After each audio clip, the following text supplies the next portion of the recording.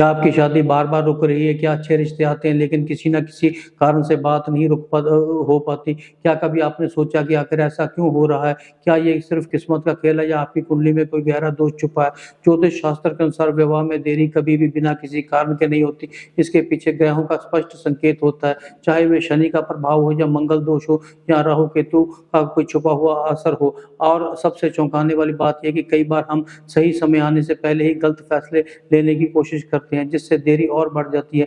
इस वीडियो में मैं आपको बताऊँगा कि विवाह में देरी के वास्तविक कारण और कैसे पहचानें कि कुंडली में क्या संकेत दे रही है। विस्तार में जानने के लिए वीडियो को एंड तक देखें।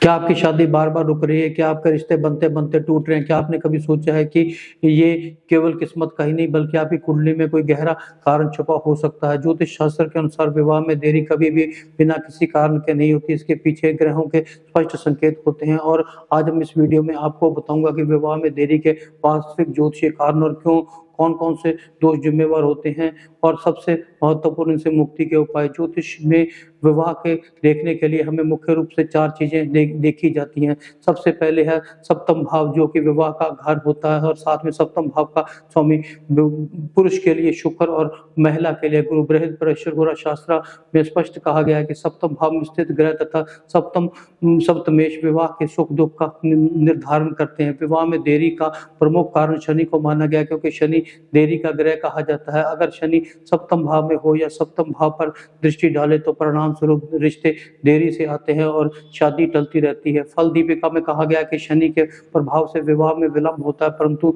स्थायित्व भी प्राप्त होता है। शनि के अलावा मंगल भी विवाह में विलंब करवाता है और जब मंगल पहले, चौथे, सातवें, आठवें, 12वें भाव में होता है तो वैवाहिक जीवन में तनाव और शादी में रुकावट आती है। हमारी क्लासिकल एस्ट्रोलॉजी बुक्स के अनुसार मंगल दोष वैवाहिक जीवन में बाधा और संघर्ष का कारण बनता है और अगर राहु या केतु सप्तम भाव में हो तो परिणाम स्वरूप अचानक रिश्ते टूटना, कन्फ्यूजन या शादी में देरी हो सकती है। कुंडली में अगर काल सर्प दोष है तो जीवन में इम्बैलेंस आता है और विवाह में बाधा आती है। चौथा ग्रह जिसकी वजह से कई बार विवाह में देरी होती है वो है शुक्र ग्रह, क्योंकि शुक्र प्रेम, विवाह और आकर्षण का कारक ग्रह है। अगर शुक्र नीच है या पाप ग्रहों के प्रभाव में है तो परिणाम स्वरूप रिलेशन टिकता नहीं है और शादी में देरी होती है। शास्त्रों में कहा गया कि शुक्र की दुर्बलता से दाम्पत्य जीवन में बाधा आती है। 5वां ग्रह जिस वजह से शादी में विवाह में दिक्कत आती है वो है गुरु ग्रह, खास करके महिलाओं के लिए गुरु विवाह का कारक है। अगर गुरु नीच है या वक्री है तो परिणाम स्वरूप शादी में देरी, गलत पार्टनर का मिलना लाइफ में संभव हो सकता है। कई बार कारण सिर्फ ग्रहों के नहीं बल्कि गरुड़ पुराण में तो यहाँ तक कहा गया है कि पूर्व जन्म के कर्म इस जन्म के संबंधों को प्रभावित करते हैं। अगर शादी विवाह में देरी या परेशानी आ रही है तो मैं अंत में कुछ उपाय सुझाता हूँ। यदि शनि सप्तम भाव में है और सप्तम भाव को देख रहा है तो हमें शनि को शांत करने के लिए कुछ उपाय करने चाहिए। शनि को शांत करने के लिए शनिवार को तेल का दान करें तथा शनि के मंत्र ओम शम शनिश्चराय का दिन में 108 बार जाप करें।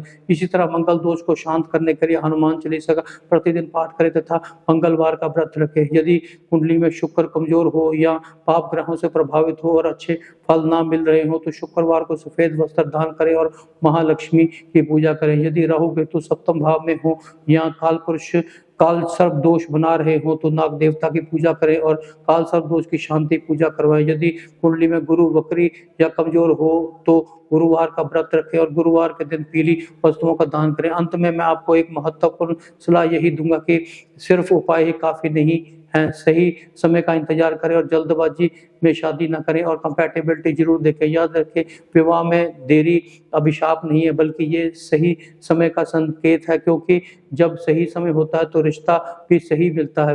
वीडियो के अंत में मैं यही कहना चाहूँगा कि मैं सरल, स्पष्ट और संतुलित मार्गदर्शन देता हूँ और अगर आप शास्त्रीय आधार पर गहराई से ज्योतिष समझना चाहते हैं तो शेयर करें, लाइक करें, चैनल को सब्सक्राइब करें तथा बेल आइकन का बटन दबाना ना भूलें ताकि वीडियो की नोटिफिकेशन हम समय समय पर आपके मोबाइल पर भेजते रहे और हम भी अच्छे वीडियो बनाने के लिए प्रेरित होते रहे। Thank you.